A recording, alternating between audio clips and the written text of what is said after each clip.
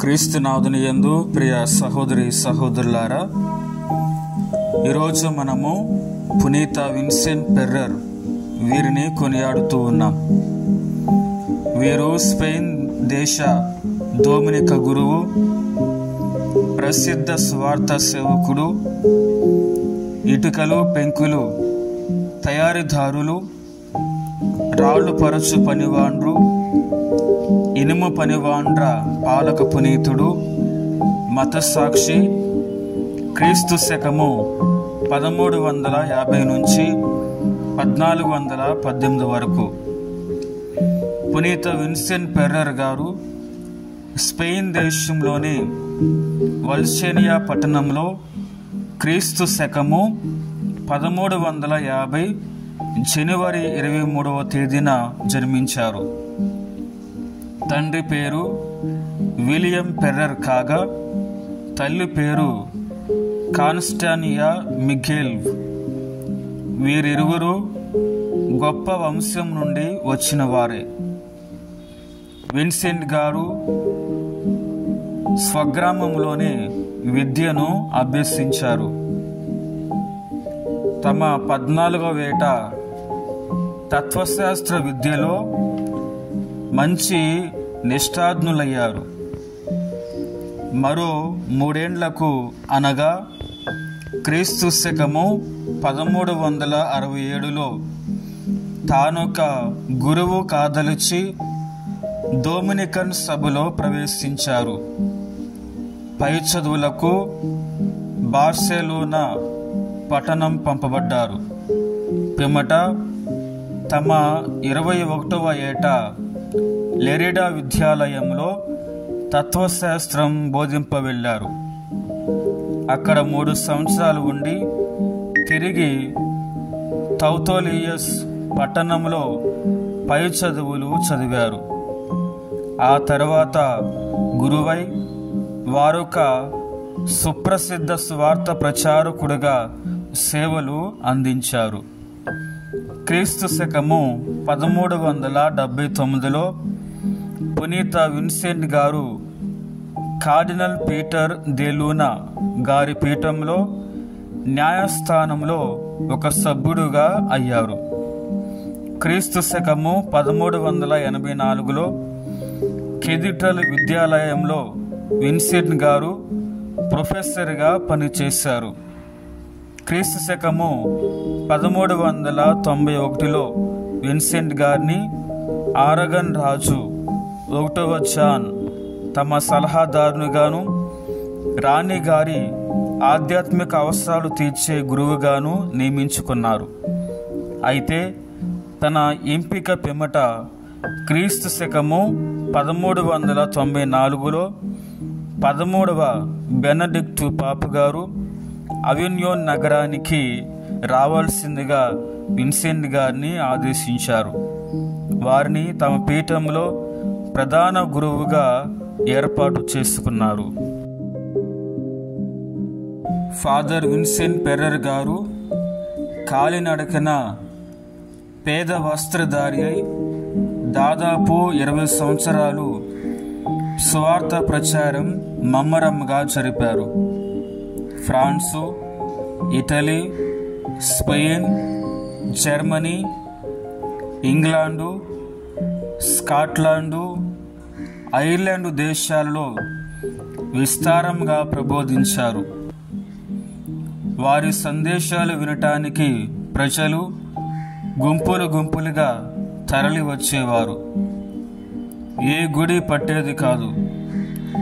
అందువల్ల 4 రోడ్ల కూడలిలోనూ బహిరంగ సుశాల ప్రదేశాలలోనూ వారు ప్రసంగించేవారు.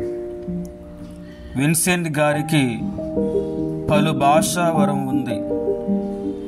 వారు ప్రబోధించేటప్పుడు వినటానికి వచ్చిన ప్రజలకు వారి సొంత భాషలలో సందేశం వినిపించేది. తద్వారా సందేశాలు వారి హృదయాలను హత్తుకొని ఆత్మ చైతన్యం, మనోస్పందన కలిగేవి.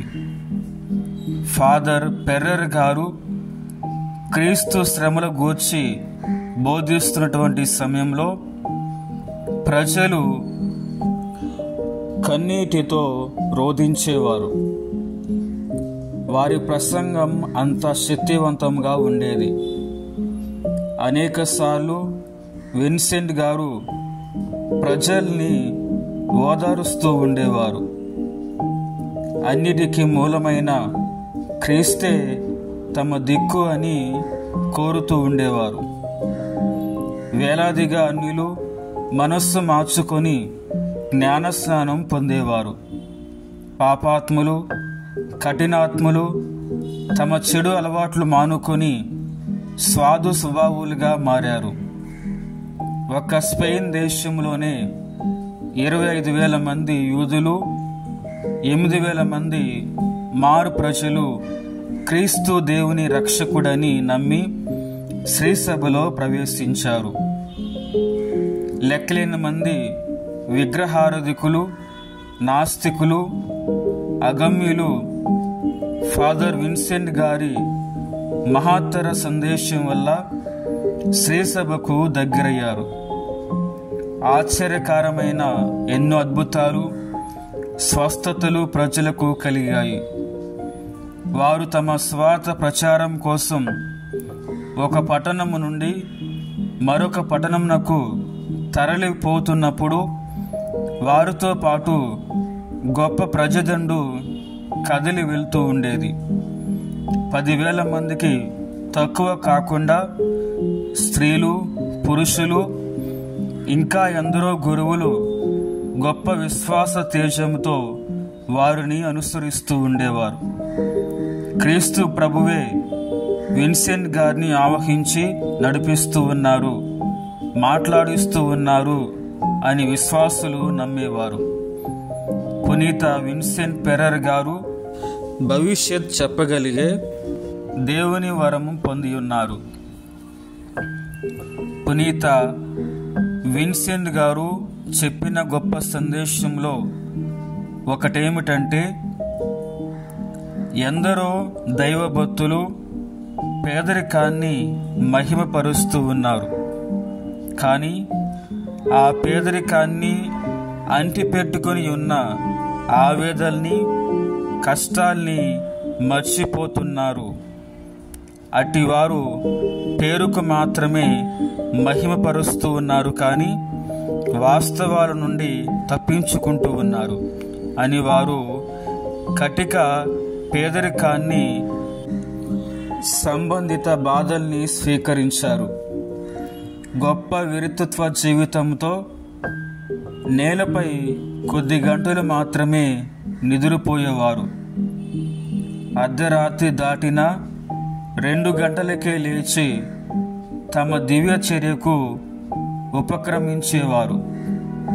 దివ్యబలి పూజ అనంతరము రోజులో కనీసము 3-4 చోట్ల 3 గంటల చొప్పున ప్రసంగాలు చేసేవారు.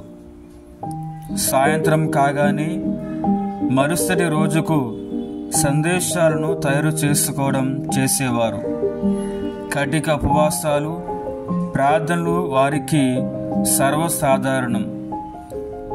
చివరి 3 సంవత్సరాలు వారు ఫ్రాన్సులోనే దైవ సేవ చేస్తూ బ్రిటన్లోని వన్నీస్ గ్రామంలో క్రీస్తు శకము 1419 ఏప్రిల్ 5న పరలోక ప్రాప్తి నొందారు. విన్సెంట్ అంటే విజయుడు అని అర్థం. ధ్యానాంశం: ప్రభు ఆత్మ నాపై ఉన్నది, పేదలకు సువార్తను బోధించుటకై ఆయన నన్ను అభిషేకించెను. పునీత విన్సెంట్ పెరెర్ గారా, మా కొరకు, మా కుటుంబాల కొరకు ప్రార్థించండి.